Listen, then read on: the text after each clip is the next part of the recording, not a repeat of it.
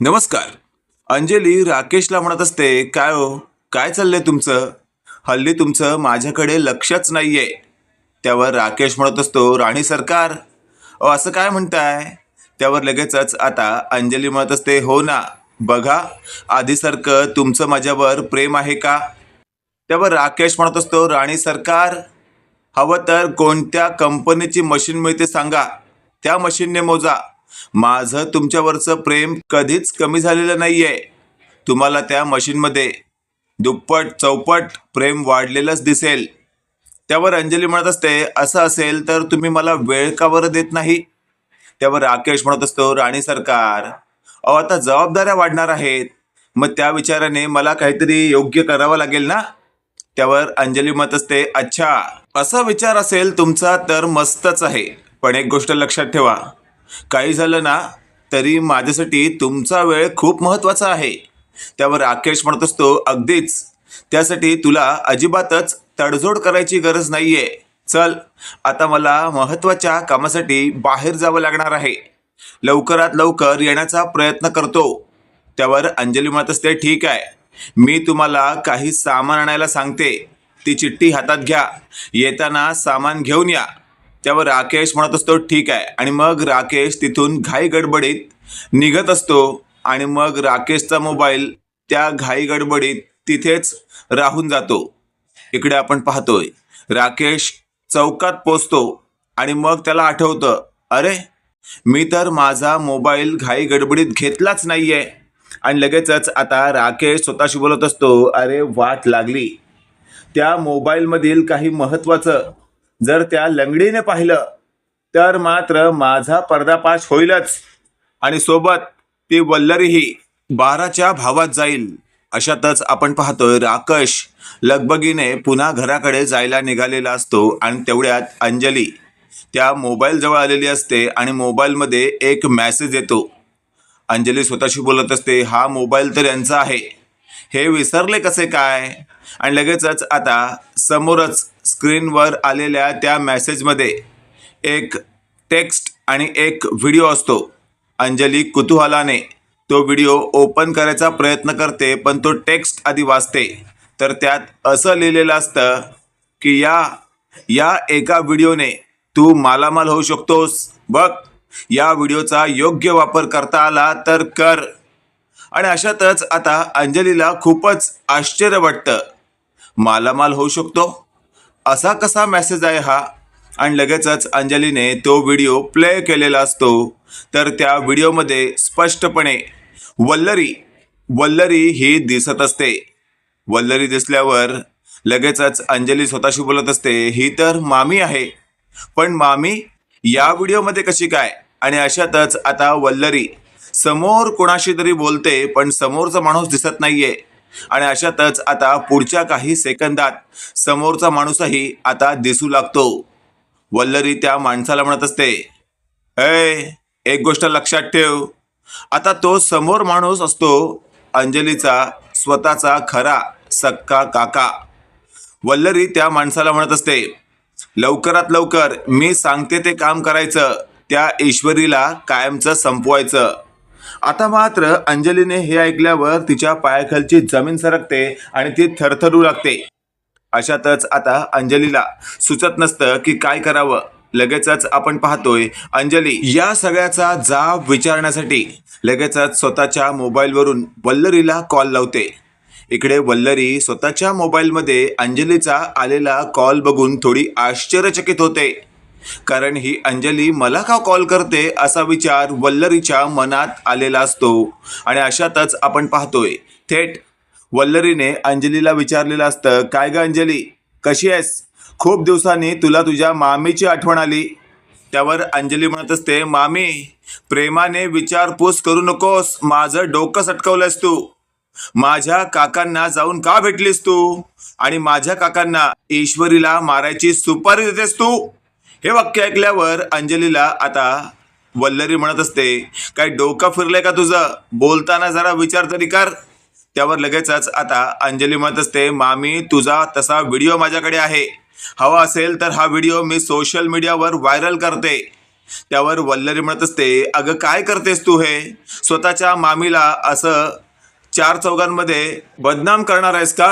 हे वाक्य ऐकल्यावर अंजली म्हणत असते, का स्वतःची लाज जाण्याची भीती खूप जास्त वाटते का? त्यावर लगेचच आपण पाहतोय मागचा पुढचा विचार न करता अंजलीने असं म्हटलेलं असतं, मामी आय एम सो सॉरी, पण मला आता तुला या सगळ्या प्रकरणातून वाचवता येणार नाहीये. मी हा व्हिडिओ घेऊन थेट आता पोलीस स्टेशनला जाणार आहे. तुझ्या विरोधात FIR नोंदवणार आहे. माझ्या ईश्वरीवर तू अशा प्रकारे हल्ला घडवून आणण्याचा प्रयत्न करतेस काय? माझ्या भावाच्या आयुष्यामध्ये माती कालवण्याचा प्रयत्न करतेस तू? आता तर मी तुला सोडत नाही, असं म्हणत आता थेट वल्लरीला अंजलीने खूप मोठी धमकीच दिलेली असते. त्यावर लगेचच आता न ऐकणाऱ्या अंजलीला वल्लरीने एकच वाक्य म्हटलेलं असतं, एक गोष्ट लक्षात ठेव अंजली, माझ्या विरोधात एक पाऊलही वाकडं टाकण्याचा प्रयत्न केलास ना तर तू तू स्वतःला आरशात पाहू शकत नाही. इतका भयंकर व्हिडिओ मी तुला दाखवू शकते. हे वाक्य ऐकल्यावर आता अंजली म्हणत असते, मामी स्वतःला वाचवण्यासाठी उगाच काही खोटं बोलू नकोस तू.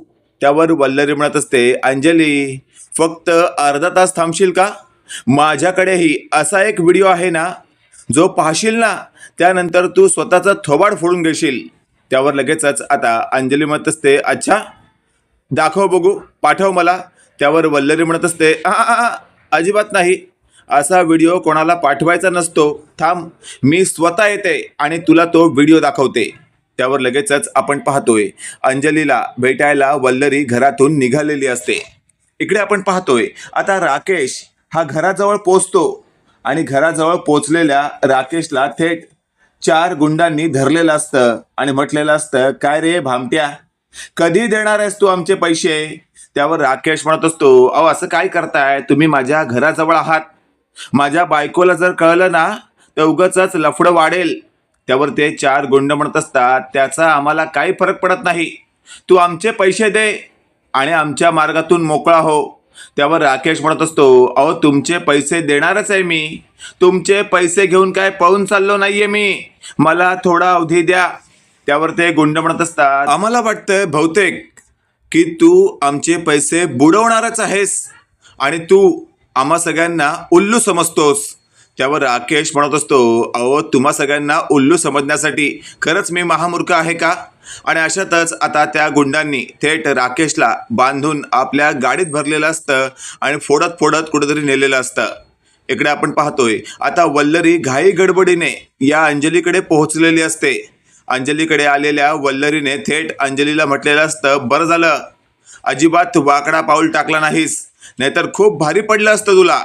त्यावर अंजली म्हणत असते, मामी एक सांगू का तुला, मला खात्री आहे तू मला फक्त आणि फक्त इथे थांबवून ठेवण्यासाठी असं बोललीस, पण तुझ्याकडे कोणत्याच प्रकारचा व्हिडिओ नसणार. त्यावर वल्लरी म्हणत असते, अगं धीर धर जरा. आणि अशातच आता वल्लरीने तिच्या मोबाईलमधील एक व्हिडिओ प्ले केलेला असतो, ज्यामध्ये हा राकेश एका मुलीसोबत फ्लर्ट करत असतो, प्रेमाच्या गोष्टी करत असतो, तिला मिठीत घेऊन असं म्हणत असतो की तू माझी सोनपापडी आहेस आणि तुझ्याशिवाय मला राहवतच नाही. मला असं वाटतंय कधी ऑफिशियली तुझ्याशी लग्न करतोय आणि तुझ्याबरोबर संसाराला सुरुवात करतोय, कारण जेव्हापासून तुला पाहिलंय ना खरंच मला असं वाटतंय माझ्या लाईफ पार्टनरची सगळी क्वालिटी तुझ्यामध्ये आहे. आणि खरं सांगू का एक गोष्ट, तू दिसायला तर इतकी सुरेख आहेस ना की फक्त तुझाच चेहरा प्रत्येक वेळी माझ्या समोर असावा असं मला वाटतं. त्यावर लगेचच त्या व्हिडिओमध्ये ती जी रिया नावाची मुलगी असते ती म्हणत असते, पण राकेश एक गोष्ट लक्षात ठेव, माझ्यावर प्रेम करतोस ते ठीक आहे, पण आज इतकी वर्ष तू मला जे झुरत ठेवली आहेस त्याचं काय? त्यावर राकेश म्हणत असतो, फार काळ नाही ग, तू टेन्शन घेऊच नको, आता तर लवकरात लवकर तुझ्याशी लग्न करणार आहेच मी. आणि अशातच आता थेट वल्लरी अंजलीला म्हणत असते, काय मग अंजली, काय व्हिडिओ पाहून काय वाटतंय तुला? तुझ्या हातात असलेला तो व्हिडिओ महत्वाचा आहे का माझ्या हातात असलेला हा व्हिडिओ? आता विचार कर, पोलीस स्टेशनला खरंच तुला जायचं आहे का? त्यावर मात्र अंजलीला नेमकं काय बोलावं सुचत नसतं आणि अंजली चांगलीच हादरलेली असते. लगेचच आता अंजली म्हणत असते, मामी सर्वात आधी तो व्हिडिओ मला पाठव. त्यावर वल्लरी म्हणत असते, काय गये माझ्या या कपाळावर मी मूर्ख आहे असं काही लिहिलेलं आहे का, जे फक्त तुलाच दिसतंय? त्यावर अंजली म्हणत असते, मामी असं का वागतेस तू, पाठव ना मला तो व्हिडिओ. त्यावर लगेचच आता वल्लरी एक डील करते की तुझ्या हातात असलेला तो व्हिडिओ आधी डिलीट कर आणि मगच माझ्या हातात असलेला व्हिडिओ मी तुला ट्रान्सफर करेन. आता अंजलीला त्या व्हिडिओची जास्त गरज असते, कारण त्या रिया नावाच्या मुलीपर्यंत अंजलीला पोहोचणं गरजेचं असतं. आणि अशातच आता अंजलीने थेट दुसऱ्या एका मोबाईलवर वल्लरीचा तो व्हिडिओ पाठवून ठेवलेला असतो आणि वल्लरीला असं दाखवलेलं असतं की हा बघ, तुझा तो व्हिडिओ मी डिलीट केलाय. आणि लगेचच आता वल्लरीने स्वतःकडील तो व्हिडिओ जो राकेश आणि रियाचा असतो तो अंजलीला पाठवलेला असतो. अंजली तो व्हिडिओ आता स्वतः पुन्हा एकदा पाहते आणि स्वतःशी म्हणत असते, यांना तर जाब मी माझ्या पद्धतीने विचारणार. आणि अशातच आता वल्लरी अंजलीला म्हणत असते, बघ तुझं तू काय ते बघ, मी निघते, पण यापुढे मला कोणत्याही प्रॉब्लेमसाठी कॉल करायचा नाही. आणि लगेचच वल्लरी तिथून निघून गेलेली असते. इकडे आपण पाहतोय घरी घाई गडबडीत आलेल्या राकेशच्या थोबड्यावर त्या गुंडांनी 2-4 फाईट मारल्यामुळे जखमेच्या खुणा दिसत असतात. अंजली त्या जखमेंच्या खुणाबद्दल काहीच विचारत नाही. राकेशला याचं आश्चर्य वाटतं आणि लगेचच आता राकेश म्हणत असतो, काय झाले राणी सरकार, एकदम टेन्शनमध्ये दिसताय. त्यावर लगेचच आता अंजली म्हणत असते, मला सांगा तुम्ही एवढ्या घाई गडबडीत घरी का आलात? त्यावर राकेश म्हणत असतो, राणी सरकार माझा मोबाईल राहिला होता इथे आणि त्याशिवाय पुढची प्रोसेस होऊ शकत नाही ना, आजकाल मोबाईल शिवाय माणसाचं कामच चालत नाही. त्यावर अंजली म्हणत असते, मला एक सांगा हो, माझ्याशिवाय तुम्ही इतर कोणाला भेटता? त्यावर मात्र राकेशला थेट काय बोलावं सुचत नसतं. आणि अशातच राकेशच्या मोबाईलवर रिया नावाच्या मुलीचा कॉल आलेला असतो आणि थेट अंजली तो कॉल बघते. राकेश लगेचच अंजलीच्या हातातून मोबाईल हिसकावून घेतो आणि थेट कॉलवर बोलत बाहेर चालत जातो. राकेश थेट अशी गोड गोड बोलत चालत जात असतो. अंजलीने ठरवलेलं असतं की आता या दोघांचा पाठलाग करायचाच. अंजली राकेशच्या मागे असते, राकेशला माहीतच नसतं. आणि शेवटी एका चौकात ही रिया नावाची मुलगी राकेशला भेटते आणि थेट दोघं कोपऱ्यात उभं राहून गुलुगुलू बोलत असतात.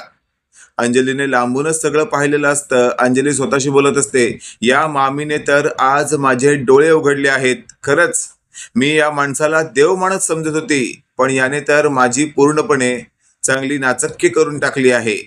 अशातच आपण पाहतोय या रियाचं लक्ष अचानकपणे लपून छपून पाहणाऱ्या या अंजलीकडे जातं आणि रियाने राकेशला असं म्हटलेलं असतं की राकेश ती बघ, तुझी ती बहीण आपल्यावर वॉच ठेवून आहे.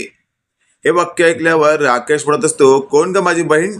त्यावर लगेचच आता राकेशला रिया म्हणत असते, ती बघ ती लंगडी साडीवाली. त्यावर मात्र राकेश स्वतः हादरतो आणि तो हळूच वाकून बघतो तर मागे अंजली या दोघांकडे लक्ष ठेवून असते. राकेशला दरदरून घाम सुटतो की आता काय करायचं. या लंगडीने पाहिलं तर या लंगडीला काय सांगू की ही कोण आहे. या रियाला तर मी सांगितलंय की ही लंगडी तर माझी बहीण आहे. आता तर चांगला पेचाच सापडलोय मी, असा विचार राकेश करत असतो. त्यावेळेला रिया राकेशला म्हणत असते, काय झालंय, इतका घाबरलेला का दिसतोयस तू? त्यावर राकेश म्हणत असतो, अगं काही नाही, तू एक काम कर, इथून पटकन घरी जा कुठेतरी, नंतर तू अशी बोलतो. माझी ताई ना माझ्यावर खूपच चिडली आहे, त्यामुळे ना मला आता खूप भीती वाटते. त्यावर लगेचच आता रिया म्हणत असते, अरे कसली भीती, ताई आहे ना तुझी ती, मलाही सांग नेमकं काय प्रकरण आहे.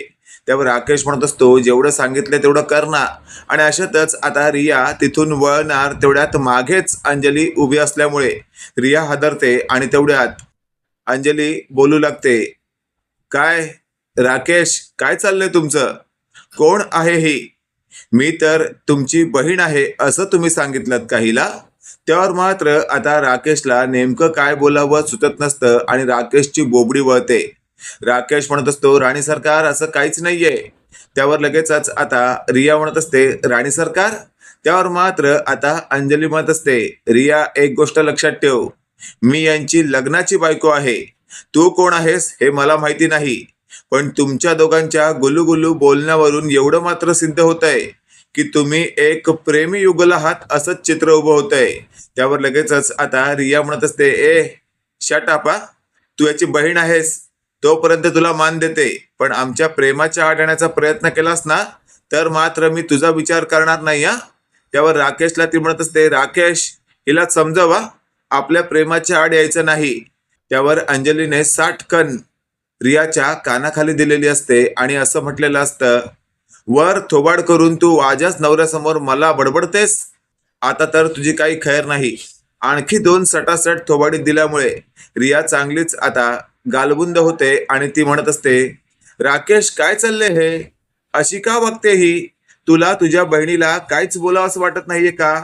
त्यावर अंजलीने थेट रियाचे केस धरलेले असतात आणि चांगलंच आता केस ओढत म्हटलेलं असतं, एकदा सांगितलेलं कळत नाही का, बायकोय मी त्यांची, हा माणूस तुला फसवतोय इतकंही कळत नाही का. त्यावर मात्र रियाचे डोळे उघडतात आणि रिया म्हणत असते, बाप रे, या माणसावर मी इतका विश्वास ठेवला, या माणसाने तर माझ्याकडे असलेले सगळे पैसे संपवले, प्रत्येक वेळेला या माणसावर मी स्वतः पैसा खर्च केलाय, तरीही या माणसाने अशा प्रकारे जर मला फसवलंय तर खरंच या नालायकाला आता पोलिसात दिलंच पाहिजे. त्यावर राकेश म्हणत असतो, मला पोलिसात देऊ नका. त्यावर अंजली म्हणत असते, रिया अगदी बरोबर बोलतेस तू, या नालायकाला आपण पोलिसातच दिलं पाहिजे. अशातच आपण पाहतोय अंजली आणि रियाने एक एक हात धरत राकेशला रस्त्यावरून फरफटत न्यायला सुरुवात केलेली असते. राकेश दोघांकडे म्हणत असतो, प्लीज मला माफ करा, माझ्याकडनं चूक झाली, यापुढे माझ्याकडून असल्या प्रकारची चूक पुन्हा होणार नाही. त्यावर लगेचच आता रिया म्हणत असते, मी तर तुला कधीच माफ करू शकत नाही, माझ्या भावनांशी खेळलायस तू, मला इतकं मोठं फसवलंयस तू, काय गरज होती तुला मला फसवायची, जर तुझं आधीच लग्न झालं होतं तू मला सांगायचं ना. आणि अशातच आता अंजली म्हणत असते, रिया फक्त इतकं बोलून चालणार नाहीये, तुझ्या पायातले सँडल काढ आणि याला फोडून काढ. मग रियाने अगदी तसं केलेलं असतं आणि अशातच आता राकेश म्हणत असतो, राणी सरकार, अहो माझा विचार करा, एकेकाळी तुमच्यावर किती प्रेम केलंय मी, अहो थोडासा चुकलो म्हणून तुम्ही लोक काय मला थेट पोलिसात देणार का. आणि रिया खरंच सांगतो, मी देखील तुझ्यावर मनापासूनच प्रेम केलं होतं, पण आता मला माझी चूक कळली आहे, त्यामुळे तुम्ही दोघांनी मला माफ करा. त्यावर लगेचच आता अंजली म्हणत असते, आम्ही तुला माफ करू शकत नाही, तुला तुझी लायकी कायमस्वरूपी कळलीच पाहिजे. मित्रांनो, तुम्हाला काय वाटतंय, खरंच येत्या काळामध्ये या राकेश बरोबर असंच काहीसं व्हायला पाहिजे का. कमेंट करून नक्की कळवा आणि असेच नवनवीन अपडेट पाहण्यासाठी व्हिडिओला लाईक आणि चॅनलला नक्की सबस्क्राईब करा. धन्यवाद.